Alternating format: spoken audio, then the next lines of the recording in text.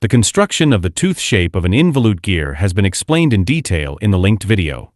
This involute can be thought of as the unwinding of a thread wrapped around a base circle. Let us now draw another involute using a different base circle.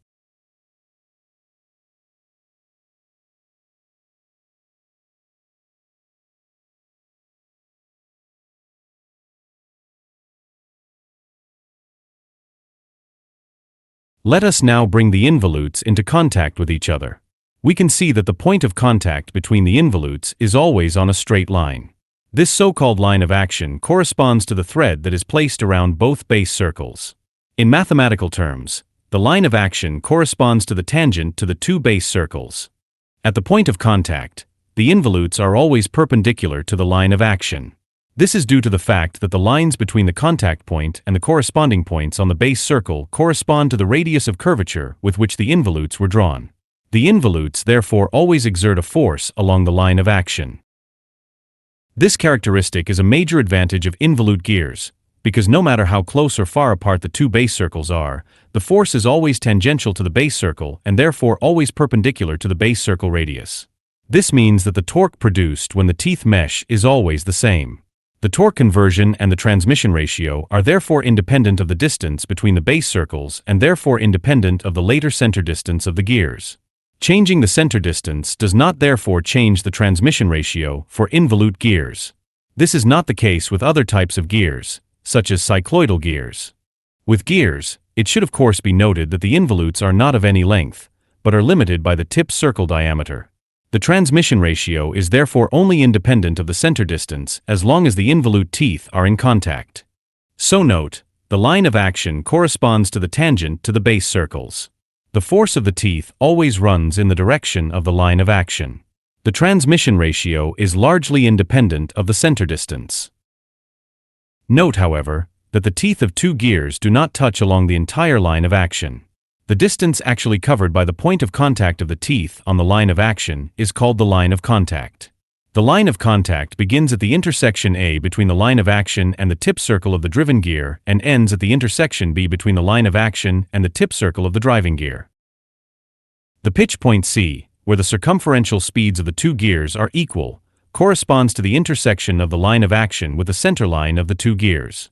Note that the pitch point does not necessarily correspond to the center of the line of contact, as is often claimed. This would only be the case if both gears were the same size. The operating pitch circles of the gears touch at the pitch point. As explained in the video on the geometry of involute gears, the operating pitch circles correspond to the reference pitch circles of the gears if they are not profile shifted and the meshing is backlash free, which means that the so-called standard center distance is maintained. Note that pure rolling without sliding between the teeth occurs only at the pitch point. Before and after the pitch point, there is relative motion between the teeth in mesh. This is the reason why gears generally need to be lubricated to minimize tooth wear. The animation shows that at the contact point of the teeth, the speed of the driving blue gear before the pitch point is lower than that of the driven red gear. At the pitch point, both speeds are then equal. After the pitch point, the speed of the tooth flank of the driving gear is greater.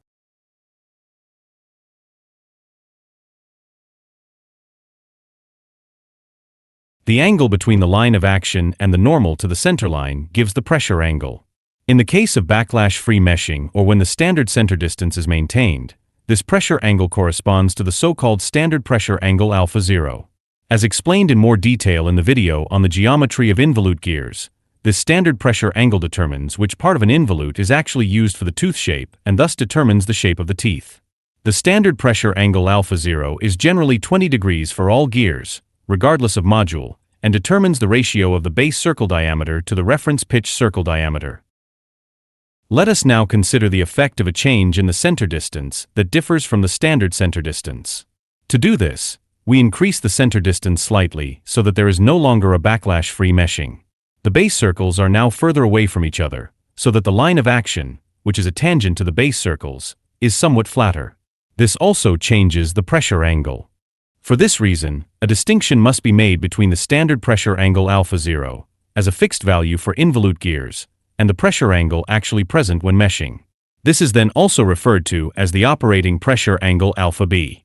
The operating pressure angle alpha b is always greater than or, in the limiting case, equal to the standard pressure angle alpha 0 if the standard center distance is maintained. Changing the orientation of the line of action also changes the length of the line of contact. The line of contact is obviously shortened as the center distance increases and becomes 0 when the two gears no longer touch. Therefore, to ensure continuous power transmission between the teeth of two gears, care must be taken to ensure that at least one pair of teeth on the line of contact is in mesh. Ideally, the second pair of teeth engages while the first pair of teeth has not yet left the line of contact. There are even two or more pairs of teeth in mesh simultaneously. As a result, the forces are distributed over several teeth, which means a reduction in the individual tooth forces. This reduces the risk of tooth fracture. In the video on the geometry of involute gears, it was explained in detail that the distance between two involute teeth, and therefore the distance between two touching faces on the line of contact, is equal to the base pitch PB. This base pitch is therefore also called the meshing pitch and is the same for all meshing gears and is independent of the center distance. This base pitch is obtained from the module M and the standard pressure angle alpha 0 as shown. The ratio between the length of the line of contact L and the base pitch PB is also known as the contact ratio epsilon and must always be greater than 1 to ensure continuous power transmission. The contact ratio for spur gears is typically around 1.2. With a large number of teeth and a small module, the contact ratio is particularly high, which also reduces the noise level. So note, the contact ratio indicates how many teeth are in mesh at the same time.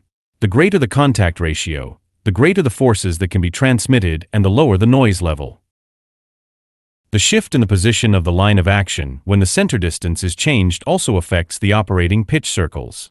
This shifts the point of intersection of the line of action with the center line and thus the pitch point. The operating pitch circles of both gears become larger. The operating pitch circle and the reference pitch circle are no longer identical. The new pitch circles that result when the center distance changes can be determined by the operating pressure angle alpha b. As can be seen from the yellow triangles, in both cases the cosine of the operating pressure angle alpha b is equal to the quotient of the base circle radius rb and the operating pitch circle radius r. Now we reduce the center distance again so that the standard center distance A0 is obtained with backlash-free meshing. In this case, the pressure angle corresponds to the standard pressure angle alpha 0. The cosine of this pressure angle in turn results from the quotient of the base circle radius rb and the newly established operating pitch circle radius r. In this case, however, the operating pitch circle is identical to the reference pitch circle, so we use the reference pitch circle radius r0. If we now divide both equations, the base circle radius is eliminated. Instead of the radii, we now use the corresponding diameters and obtain the formula shown to determine the operating pitch circle diameter using the operating pressure angle alpha b. At this point, it becomes clear once again that the operating pitch circle is equal to the reference pitch circle only if the operating pressure angle alpha b is equal to the standard pressure angle alpha 0. In many cases, however, this is not the case in practice, so the operating pitch circle deviates from the reference pitch circle during operation. This is especially the case with profile-shifted gears, which we will discuss in more detail in another video. Let's return to what is probably the most important characteristic of involute gears, namely the aforementioned independence of the transmission ratio from the center distance. As we saw at the beginning of the video, two involute gears that touch each other always have the characteristic of being perpendicular to the line of action. Regardless of how the position of the line of action changes as the center distance changes, the force on the line of action always remains tangential to the base circle and therefore always perpendicular to the base circle radius. This means that there are no torque or speed fluctuations at the output gear, and the transmission ratio remains constant. At this point, we can also clear up a common misconception. The tooth force is not tangential to the reference or operating pitch circle, but at an angle to it.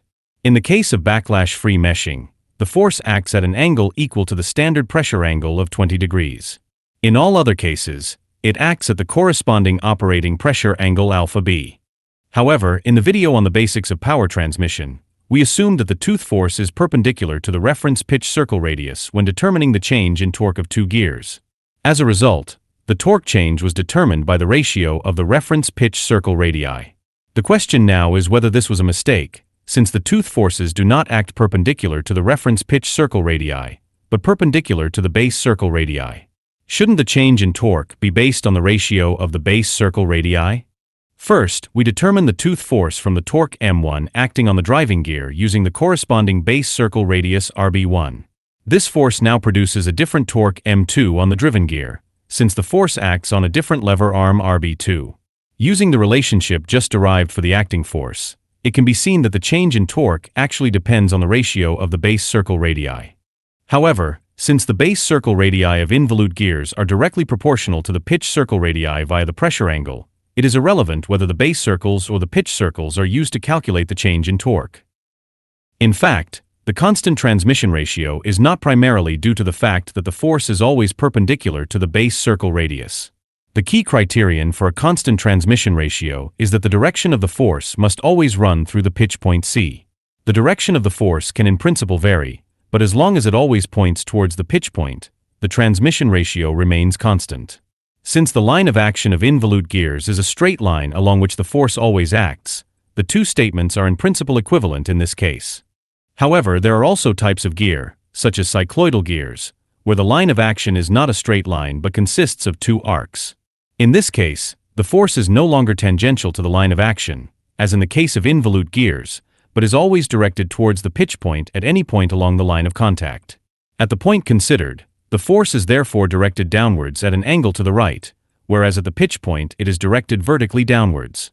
One might jump to the conclusion that by changing the direction of the force, the lever arm perpendicular to the force and therefore the torque and therefore the transmission ratio along the line of contact would also change. However, this is not the case, as we will see in a moment. Let's assume that the tooth force always points towards the pitch point, regardless of the actual line of action. Since we are generally allowed to displace forces in the direction in which they act, we can assume that in these cases any tooth force will act at the pitch point. In this case, the only difference between the forces is that they can act at different angles phi. We will now show that this angle, and therefore the direction in which a tooth force acts, has no effect on the transmission ratio as long as it is directed towards the pitch point C. In the following, we will assume that a torque M1 is applied to the left-hand blue gear. This torque causes a corresponding tooth force F. This force can be determined from the definition of torque as the product of force and lever arm. In this case, only the vertical component Fy of the force is relevant for the torque, as it is perpendicular to the lever arm R1. By definition, this lever arm is equal to the radius of the pitch circle. The force Fy results from the product of the tooth force F and the sine of the angle phi. We now solve this equation for the tooth force F. This force now results in a torque M2 on the right-hand gear. Again, only the vertical component Fy of the tooth force determines the torque. The force component Fy again results from the product of the force F and the sine of the angle phi. We now use the previously derived relationship for the tooth force F. We see that the terms with the sines of the angle phi can be cancelled and that the torque M2 is independent of the angle phi. This means that only the ratio of the pitch circle radii is relevant to the output torque. It is therefore not necessary for the direction of the force to remain constant in order to maintain a constant output torque and therefore a constant transmission ratio. The only requirement is that the direction of the force must always run through the pitch point C. This is also known as the law of gearing.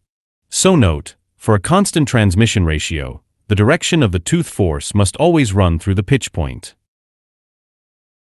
What is the fallacy that led us to assume that a change in the direction of the force also changes the torque due to the changed lever arm? The fallacy is that in this argument we incorrectly assume that the force remains constant along the line of contact. With the exception of involute gears, this is not the case, as the derived formula shows. The magnitude of the force generally depends on the angle at which the force acts. The lever arm RP perpendicular to the force also depends on the angle, and the relationship shown applies. Let us now determine the resulting torque M2 from the product of the force F and the lever arm RP. Again, we can see that the torque M2 is independent of the angle phi. It should be noted that, as mentioned earlier, the direction of force for involute gears always runs through the pitch point C, regardless of the center distance, and therefore the law of gearing for a constant transmission ratio always applies.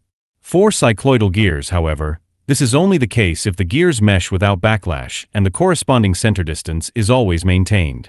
With cycloidal gears, a change in the center distance means that the direction of the force no longer always passes through the pitch point, resulting in fluctuations in the transmission ratio. Unlike involute gears, Cycloidal gears are therefore very sensitive to changes in center distance. We will discuss this type of gear in more detail in another video.